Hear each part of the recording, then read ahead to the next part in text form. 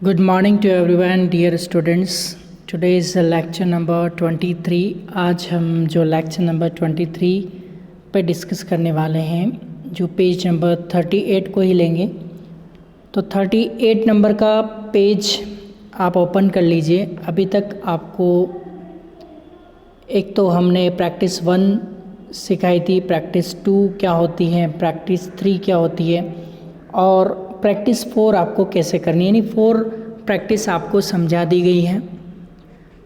Practice 1 जो थी उसमें 50 वर्ब्स लेके 10 सब्जेक्ट के साथ प्रैक्टिस करनी होती है, 500 सेंटेंस बनाने होते हैं। वो होती है आपकी प्रैक्टिस नंबर 1। वो 10 सब्जेक्ट क्या हैं वो एक बार देखो, आपकी स्क्रीन पे दिख रहे हैं। वो 10 सब्जेक्ट हैं आई, वी, यू, दे, हे, शे, एट, राम, शाम। या शाम की जगह कोई भी नाम आप ले सकते हो। तो इस तरह से ये यहाँ पे 50 वर्ब्स लेके 500 सेंटेंस बनाने होते थे। ये था आपका प्रैक्टिस नंबर 1। प्रैक्टिस नंबर 2 जो था उसमें आपको इस सेंटेंस में एक्सटेंशन करना होता था। आई स्पीक के आगे कुछ और लगाना होता था, इंग्लिश। ओके। और प्रैक्टिस नंबर 3 में जो एरो थे उसमें 20 वर्ब पहले लर्न करके और फिर बिना देख के और सब्जेक्ट एक लेके और 20 वर्ब्स लेके उसको प्रैक्टिस करनी होती थी। वो थी आपकी प्रैक्टिस नंबर 3। अब प्रैक्टिस नंबर 4 क्या थी? प्रैक्टिस नंबर 4 जो थी वो आपकी जोक्स इंक्लूड है। पहले तो आपको क्या करना है, सबसे पहले ये पिक्चर देखना है ध्यान से, इसमें क्या क्या चीज़ है वो देखनी है। फिर उसके बाद नीचे सेंटेंस देखना है, फिर उसकी इंग्लिश बनानी है, फिर ऊपर चेक करनी है कि आपने सही बनाया या गलत। फिर उसके बाद ये जोक्स अपने सामने वाले किसी को भी पर्सन को सुनाने हैं।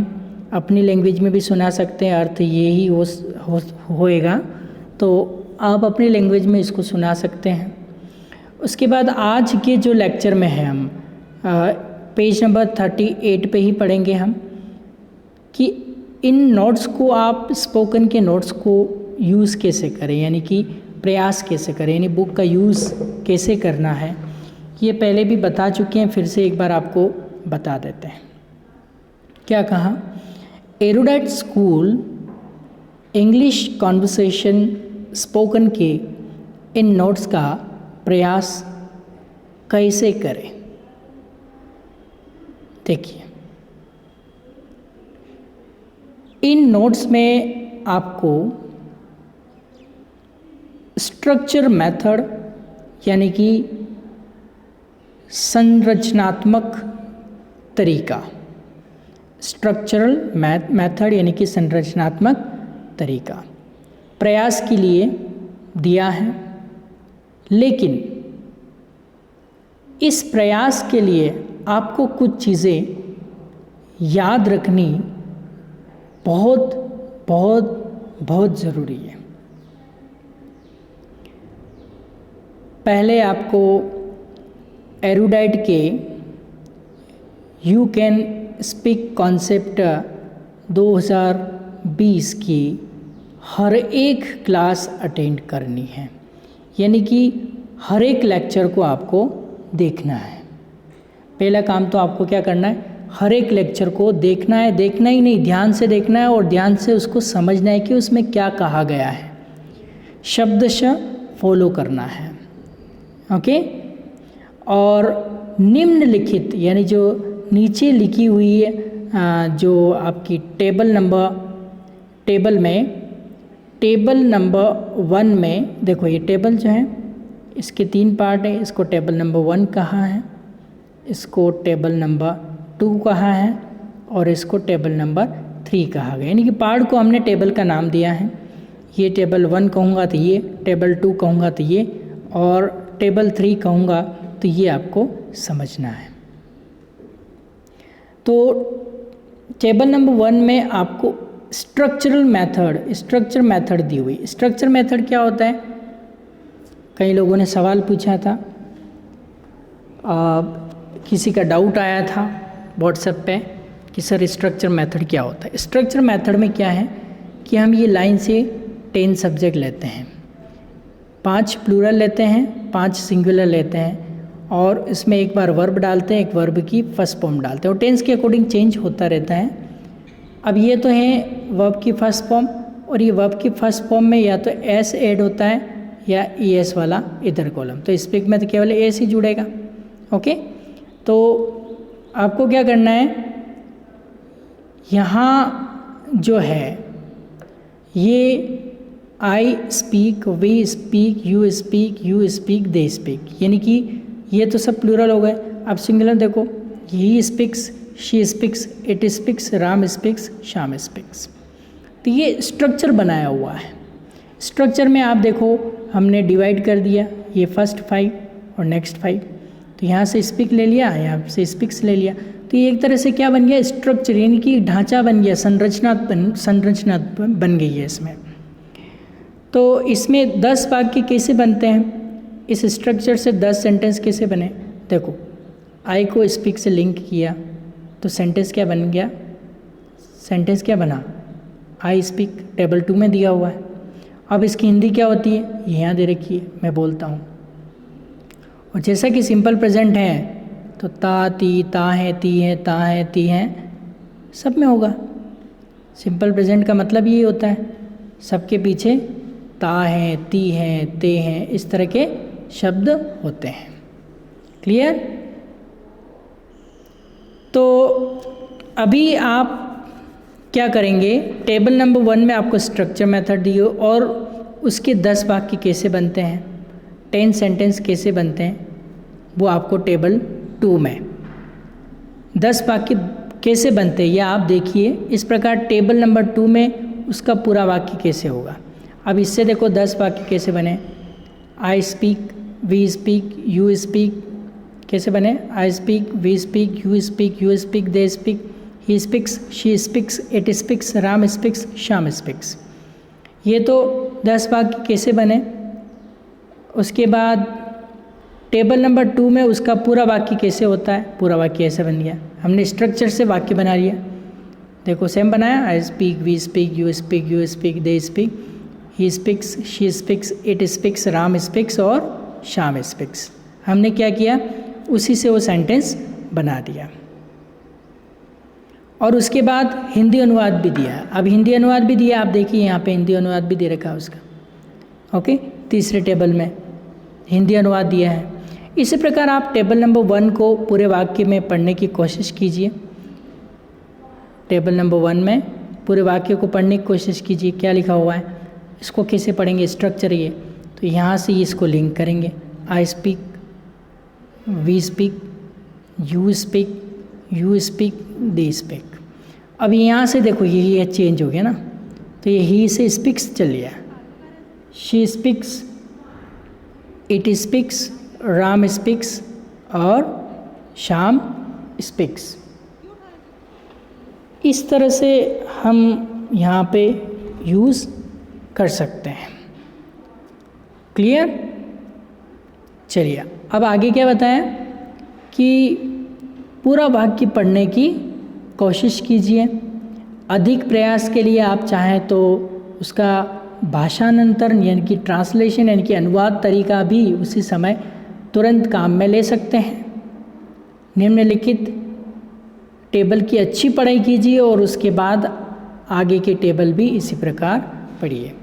अब देखो इसमें क्या है कि ट्रांसलेशन मेथड आपको यूज़ करना है। जैसे स्ट्रक्चर दिया है, ये स्ट्रक्चर से ट्रांसलेट करते हुए ट्रांसलेशन मेथड यूज़ करते हुए उसका अनुवाद भी करना है। जैसे मैं बोलता हूँ, आई स्पीक, मैं बोलता हूँ, वी स्पीक, हम बोलते हैं, यू स्पीक, तू बोलता है, यू स्पीक, तुम बोलते हो, दे स्पीक, वे बोलते हैं, ही स्पीक्स, वह लड़का बोलता है, शी स्पीक्स, वह लड़की बोलती है, इट स्पीक्स, वह कुत्ता बोलता है, राम स्पीक्स, राम बोलता है, श्याम स्पीक्स, श्याम बोलता है। तो मैंने क्या किया, स्ट्रक्चर से सेंटेंस बना के उसका ट्रांसलेशन यूज़ कर लिया। यानी कि टेबल नंबर 1 स्ट्रक्चर देख के टेबल नंबर 2 बना दी और टेबल नंबर 2 का अनुवाद करके टेबल नंबर 3 बना दी। क्लियर? ये पुराने पिछले के लेक्चर में हमने भी आपको बताया है। अब देखो ये क्या है, इस यू कैन स्पीक कॉन्सेप्ट 2020 में हमने आपको 450 स्ट्रक्चरल पैटर्न प्रयास के लिए दिए हैं। अभी हमने इस पूरी बुक में आपको 450 पैटर्न्स, बहुत ही इम्पोर्टेंट है, 450 पैटर्न्स हमने प्रैक्टिस के लिए दिए हैं। तो ये 450 की प्रैक्टिस बहुत ही इम्पोर्टेंट होगी। तो ये इस स्ट्रक्चर पैटर्न का प्रयास, यानी कि ये जो स्ट्रक्चर पैटर्न है इसका जो प्रयास है, आपको हमेशा ध्यान रखना है कि उसको कैसे करना है, स्टेप बाय स्टेप। एक स्टेप आपने पार कर ली, फिर दूसरी स्टेप में एंटर करना है। कि जैसे आप सीढ़ियाँ चढ़ते हो, एक सीढ़ी चढ़े, फिर दूसरी स्टेप चढ़े, तीसरी स्टेप चढ़े। अगर आप पहली स्टेप से डायरेक्ट चौथी पांचवी स्टेप पे जाओगे तो गिर जाओगे ना। तो उसी तरह से आपको लेक्चर भी कैसे देखने, स्टेप बाय स्टेप देखना है। इस बात का विशेष ध्यान। लेक्चर 1 देखा तो लेक्चर 2 देखना चाहिए, डायरेक्ट लेक्चर 10 पे नहीं पहुंच जाना, या 5 पे या 4 पे नहीं पहुंच जाना। तो step by step he follow करना, तब भी आपको 100% मैं आपको यही गारंटी दिलाता हूँ कि आपने पूरी ईमानदारी से ये सारा मटेरियल देखा है तो दुनिया की कोई भी ताकत आपको इंग्लिश सीखने से नहीं रोक पाएगी। ये मेरा 100% आपको कॉन्फिडेंस दिलाना है और मैं आपकी गारंटी लेता हूँ इस बात की। ओके,